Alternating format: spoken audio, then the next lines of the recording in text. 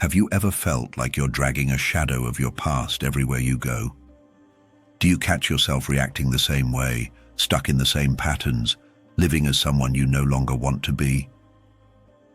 What if the only way forward is to destroy the version of you that's been holding you back?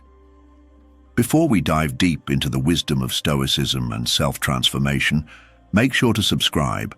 This channel is your source for personal growth, powerful philosophy, and the mindset shifts that actually change lives. Now, let's talk about rebirth through self-destruction. There is a version of you that has overstayed its welcome, the version built on fear, on hesitation, on habits that no longer serve the person you're trying to become. And here's the truth: that version must die. Marcus Aurelius, a Roman emperor and one of the greatest Stoic thinkers, didn't just write about strength, he lived it. In his Reflections, he called for something most people are too afraid to even consider: to let go of who you've been, so you can finally become who you were meant to be. This is the Stoic philosophy of self-renewal. 1. Accept that your past does not define you. Every day, many people walk through life carrying invisible baggage. This baggage isn't made of leather or cloth. It's made of memories, regrets, traumas, and self-imposed labels. I'm not good enough. I always mess up. That's just the way I am. These phrases become internal scripts, replaying over and over, reinforcing a distorted identity built on the past. But here's the truth: your past may explain you, but it does not define you. Stoic philosophy, especially through the words of Marcus Aurelius, offers a liberating perspective. Marcus, as both a Roman emperor and a philosopher, faced unimaginable pressure. Yet in his private reflections, he wrote about the importance of focusing on the present moment and not being enslaved by what came before. He didn't allow his mistakes or the chaos of the empire to define his character. He returned again and again to the idea of choice. And that's where your power lies. Your past was real. The pain, the failures, the wrong turns, they happened, but they are no longer happening. What continues is your narrative about them, the meaning you attach to those experiences. When you tell yourself, "That's just who I am," you're not stating a fact. You're making a decision. You're choosing to accept a limited version of yourself based on outdated information. That choice may feel automatic, but it isn't unchangeable.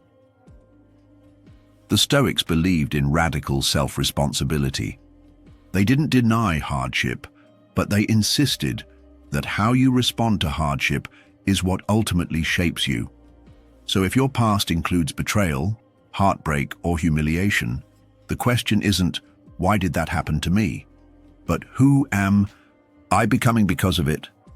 Let today be the turning point. Begin by acknowledging that your past self made the best decisions it could with the awareness it had.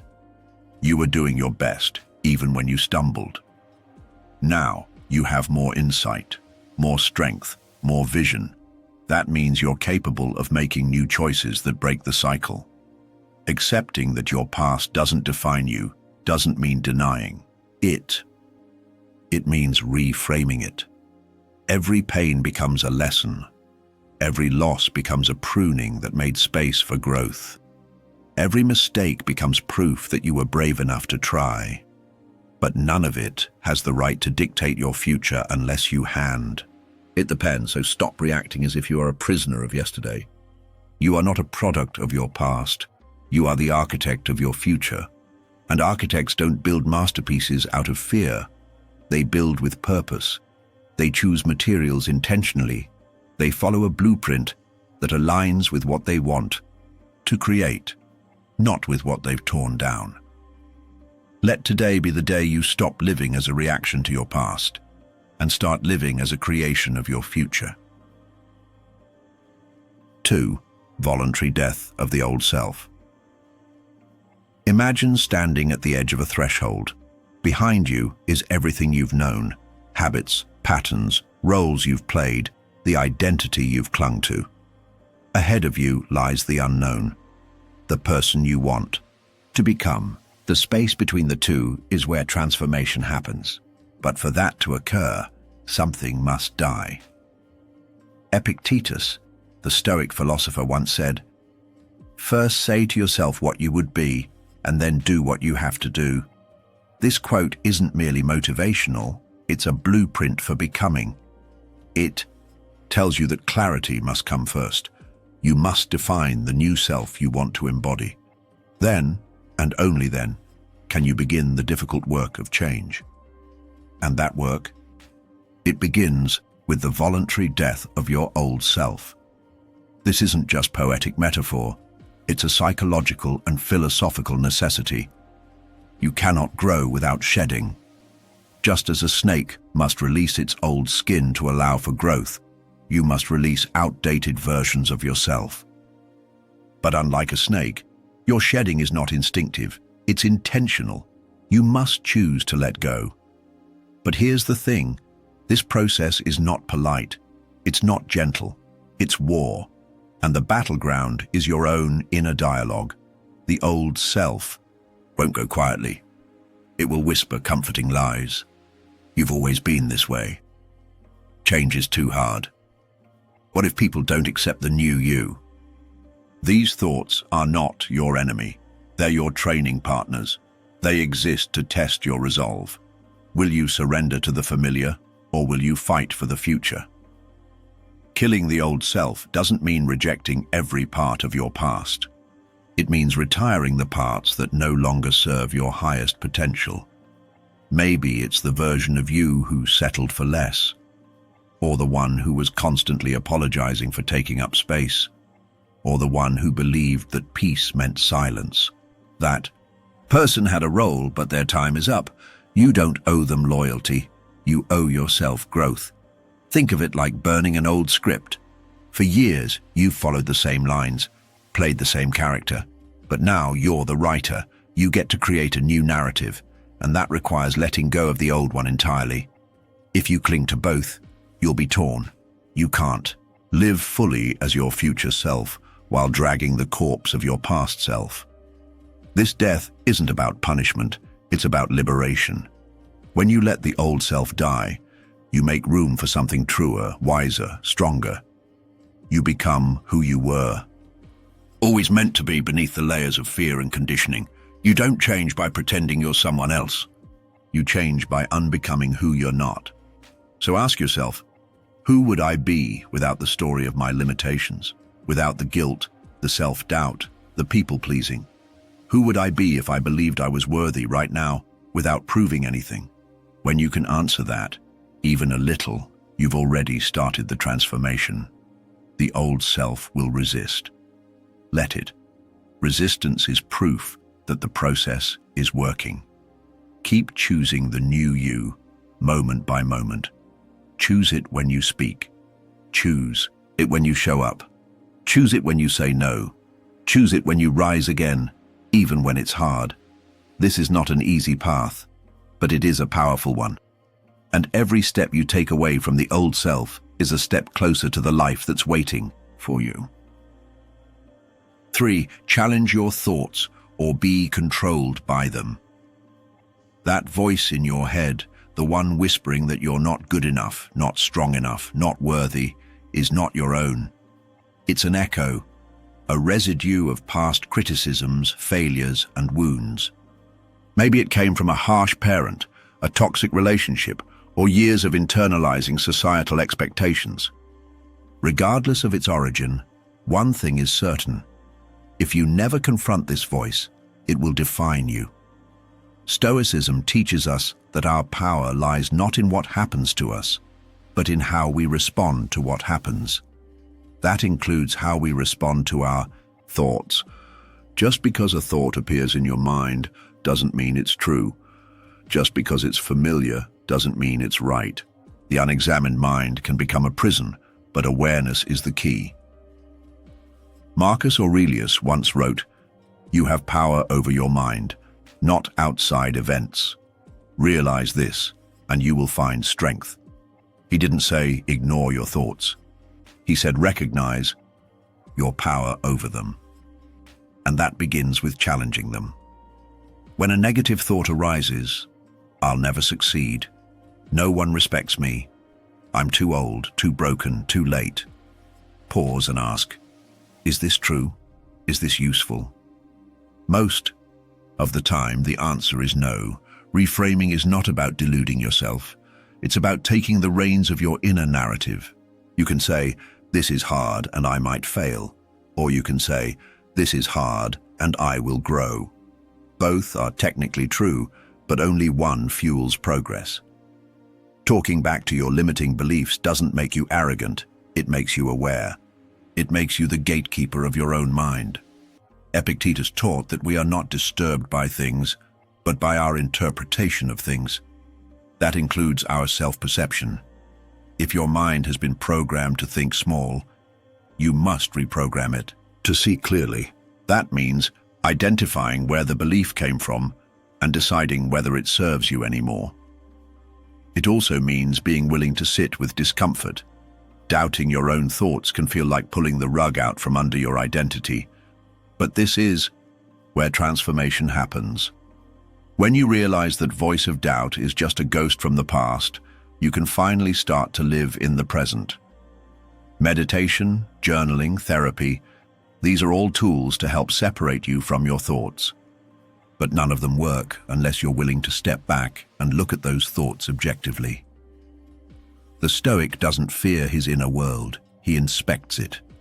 He pokes at his fears, questions his reactions, and refuses to be a passive host to toxic narratives.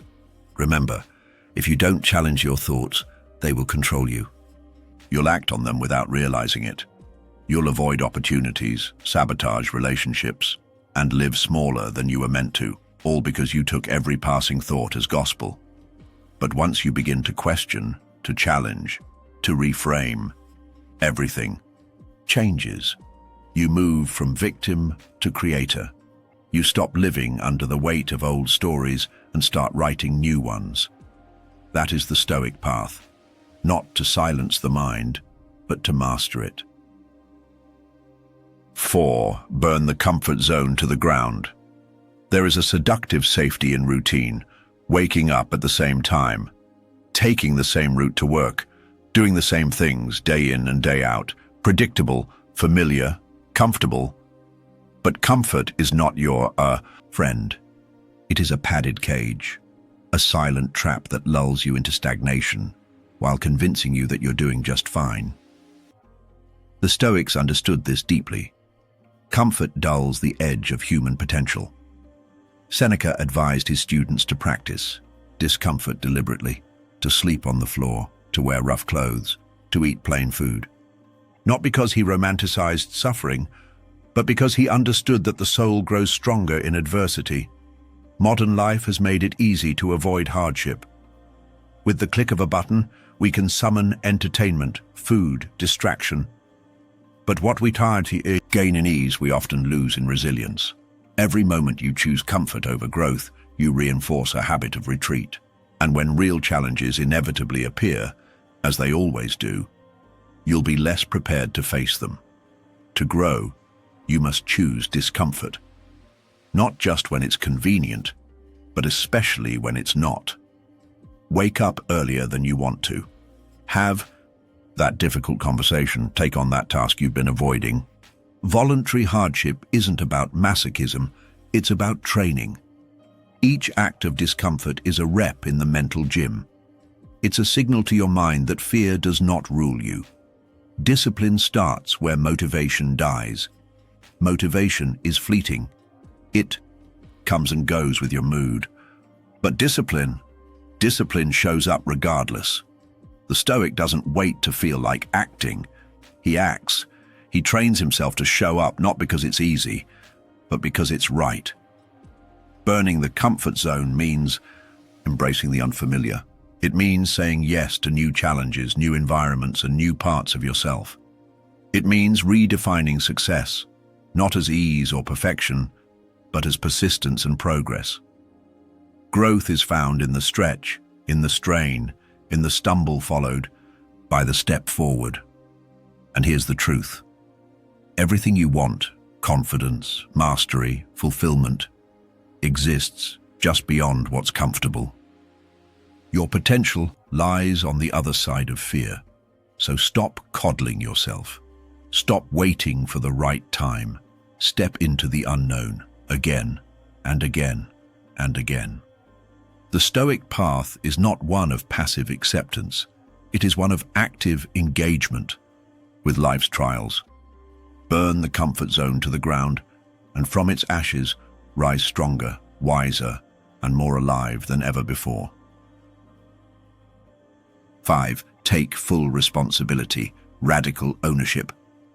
There's a temptation in all of us to look outward for the source of our problems, to point to our parents, our upbringing, our job, the economy, our genetics, and in many ways, those things do shape us. But Stoicism draws a bold line in the sand. Your life is yours. Blame is easy. It's comfortable. It allows you to stay the same, but it's also the most effective way to stay stuck. The moment you say, "This happened to me, and that's why I can't change," you've handed your power away. You've declared yourself a bystander in your own life. The Stoic rejects this completely. Radical ownership means taking responsibility for your thoughts, your reactions, your outcomes, even when they aren't your fault. Not because you caused every circumstance, but because you control what you do next. That is power. That is freedom. Jocko Willink calls this extreme ownership. If your team fails, own it. If your relationship breaks, own your part. If you're not where you want to be in life, own it. Not to drown in guilt, but to reclaim your agency. The moment you say, "This is mine to fix," you begin to transform. Marcus Aurelius wrote, "Waste no more time arguing what a good man should be one." In other words, stop rationalizing, stop making excuses, start taking action. Radical ownership doesn't mean you never fall. It means you own the fall, learn from it, and rise again. This mindset is brutal because it strips away every excuse. But it's also beautiful because it opens every door. When you stop waiting for external conditions to change, you start becoming the kind of person who can thrive regardless of conditions. Owning your life means owning your time, your energy, your choices. It means asking hard questions. What am I avoiding? Where am I lying to myself? What am I waiting for permission to do? It means replacing "Why is this happening to me?" with "What can I learn from this?" It means trading the victim's mindset for the warrior's path. Because in the end, the only thing standing between you and your potential is the story you tell yourself about what you can't control. So take full responsibility, not as a burden, but as your birthright. You are the author of your life, and every day is a blank page. Pick up the pen. 6. Choose discipline over emotion. You're not always going to feel like doing the hard thing, and that's not a flaw, it's a fact of life. Every day brings its own set of moods, distractions, and temptations. Some days, motivation runs high. On others, it vanishes like mist in the morning sun. This is why you cannot afford to rely on your feelings to guide your actions. Emotions fluctuate. Discipline, however, is a choice, a steady anchor in the storm. The Stoics taught that our emotions are not inherently bad, but they are not meant to be in the driver's seat. Epictetus said, "It's not things that upset us, but our judgments about things." When you feel resistance, discomfort, or a desire to procrastinate, what you're really encountering is a judgment, an interpretation. Maybe you believe, "It's too hard, too boring, too overwhelming." But feelings lie. They exaggerate. They fade. Discipline, on the other hand, is truth in motion. It's the decision to act not because it feels good, but because it aligns with your deeper values. Discipline is your way of saying, I refuse to be ruled by fleeting impulses. You may not feel like waking up early, hitting the gym, or facing a difficult conversation, but you do it anyway because it's who you are becoming. You show up because your identity is rooted in commitment, not comfort. This is the essence of Stoic practice. The Stoics didn't avoid difficulty, they embraced it. They understood that strength of character is not born in ease. It's forged in effort, repetition, and resilience. Marcus Aurelius wrote, "If it is not right, do not do it. If it is not true, do not say it." Notice the clarity. There's no mention of how it feels, only whether it's right. This is discipline, doing what's right, regardless of what feels easy. Let's be honest. Emotions are seductive. They offer excuses wrapped in logic. Just skip today. You're tired. You deserve a break. But this voice, while familiar, is not your friend. It's the part of you that wants comfort over growth. And here's the truth. Growth rarely feels good in the moment. It often feels like resistance, like fear, like inconvenience. But the results, clarity, strength, resilience, are worth every moment of discomfort. Discipline is the bridge between intention and reality. It's easy to set goals. It's inspiring to dream big. But without discipline, those dreams stay in your head. Discipline is what brings them to life. It's not glamorous. It's not loud. It doesn't post selfies. But it's what champions are made of. Here's the paradox. The more disciplined you become, the freer you are. When you live according to principle instead of mood, you remove the chaos of indecision. You don't waste energy wondering whether to act. You simply do. You become the kind of person others can rely on. Most importantly, you become someone you can rely on. Think of the soldier who trains daily, regardless of the weather. The writer who writes even when the muse is silent. The parent who shows up for their children, no matter the emotional cost. This is discipline in action. It's not glamorous, but it is noble, and over time, it creates a life built on integrity. So how do you cultivate discipline? Start small. Make your bed each morning. Say no to one small indulgence. Stick to one. Promise you make to yourself. These acts may seem trivial, but they are the training ground for your future self. Every disciplined choice is a brick in the foundation of who you are becoming. When the resistance rises, and it will, remind yourself, this is the moment that matters. Not when it's easy, not when you're motivated, but right here, when every part of you wants to quit. This is where the new self is built. This is where identity is formed. Discipline isn't about perfection, it's about presence. It's about showing up, again and again, despite the excuses, the noise, the doubt. Ultimately, choosing discipline over emotion isn't about becoming robotic. It's about becoming real. It's about acting from the deepest part of you, the part that knows what matters. You act not because it feels good, but because it makes you strong. You show up not because it's easy, but because you've chosen to live with purpose.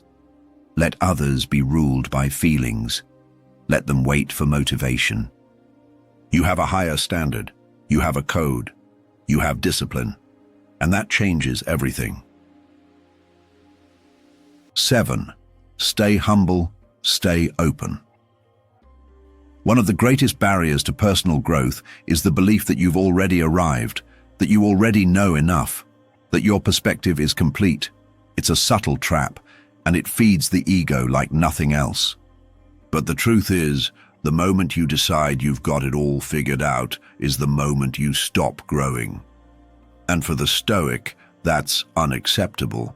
The Stoic path demands humility, not as a weakness but as a strength. It's the humility to admit you don't have all the answers. It's the openness to receive wisdom from anyone, anywhere, at any time.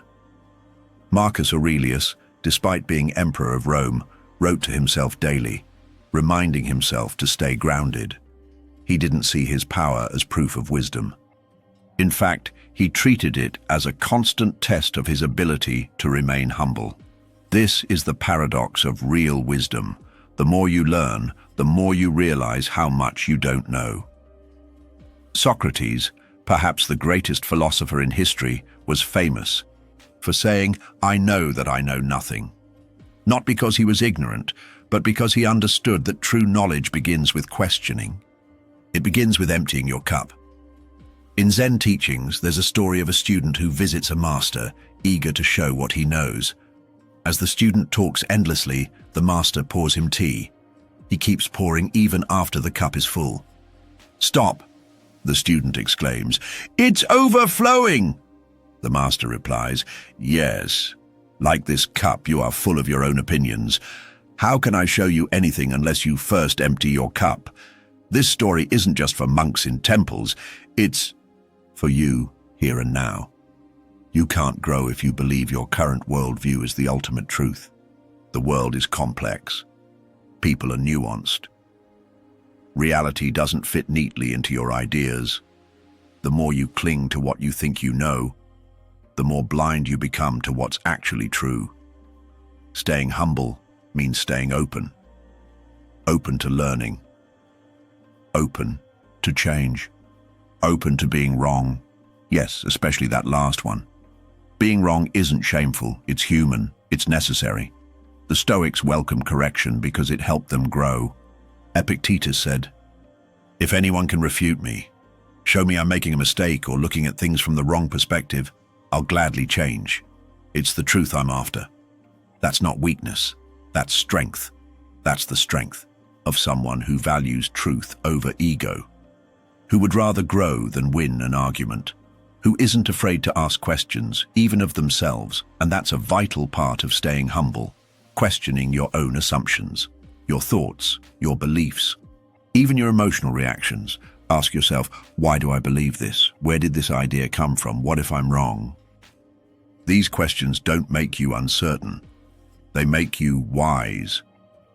Humility also means listening. Not just waiting to speak, but actually listening. To learn, to understand, to connect. Every person you meet knows something you don't. Every conversation is a potential window into a different world. But if you let your pride get in the way, you'll miss it. You'll walk away thinking you already had the better answer, and you'll be poorer for it. A humble mind is a flexible mind. It's resilient. It adapts. It doesn't break when challenged. And in today's world, that's a superpower. So many people are locked into their opinions, fearful of change. But the Stoic embraces change, because change is reality. Growth is change. If you resist it, you're resisting life itself. So how do you practice humility? Start with awareness. Notice when you're being defensive. Notice when you're quick to judge. Catch yourself in the act of certainty and ask, is this the only way to see it? Then practice curiosity. Read books that challenge your perspective. Seek out conversations with people who see the world differently. And most of all, be willing to say, I don't know. It's one of the most powerful things a person can admit.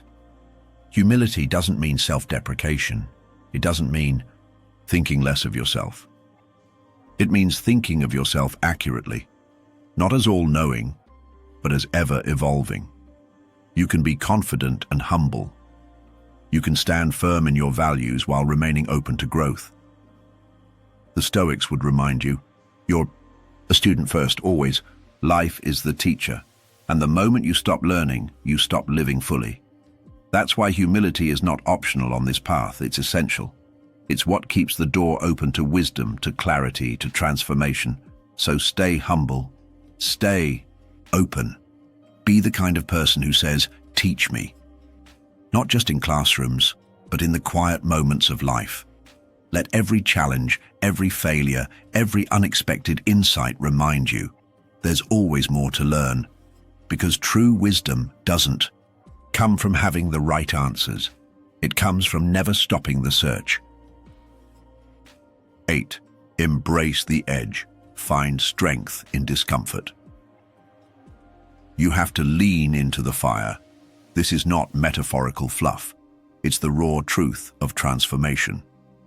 Comfort is a warm blanket that eventually becomes a cage.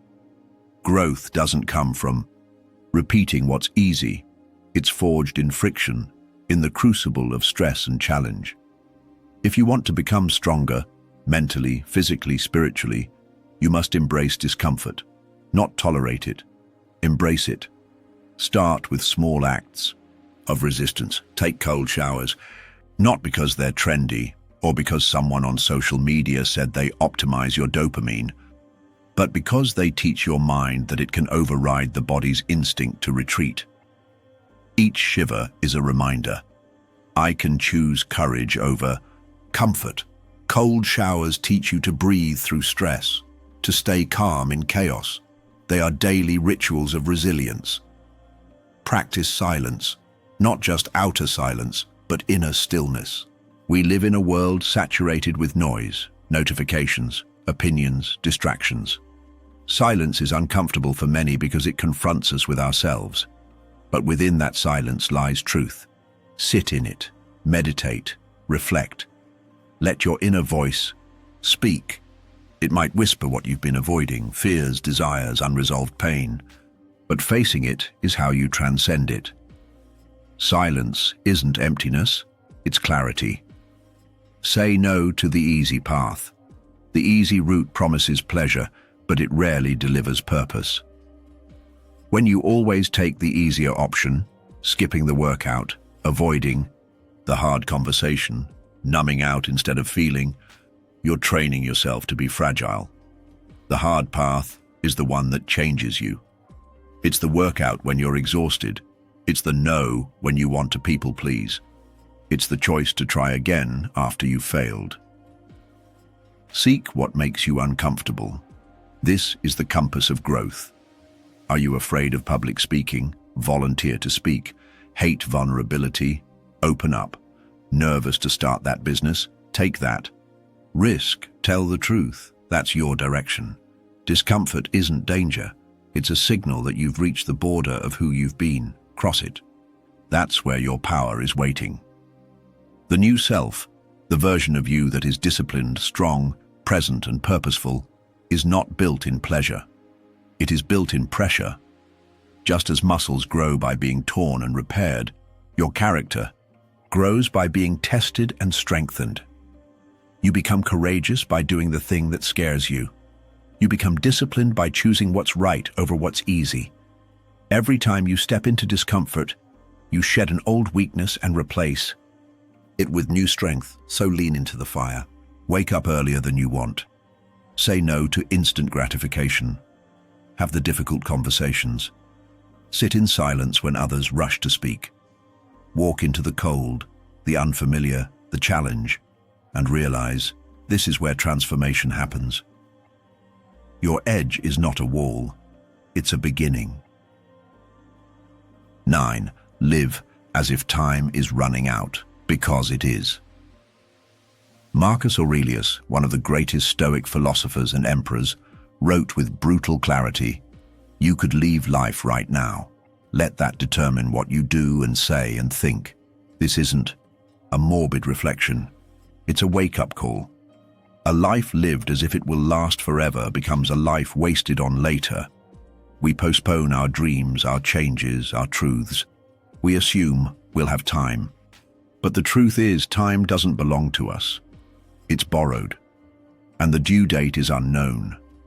There is no later. There is only now. Every moment you are alive is a chance and a countdown. If today were your last, would you scroll through arguments online? Would you avoid the hard decision? Would you numb yourself with distractions? Or would you finally speak your truth? Start the work that matters. Forgive, act, risk, love. We all like to believe we'll be brave tomorrow, that we'll make the leap next week, that someday we'll become who we were meant to be. But that day is an illusion, unless you act now. Time is not the enemy. It is the teacher. and its lessons are sharp. You do not have forever. What you are avoiding today might be the very thing that defines your legacy. What you delay could be the reason for regret. So if you knew today was your last chance to rise, what would you do? Would you tell someone you love them? Would you break a cycle of anger or resentment?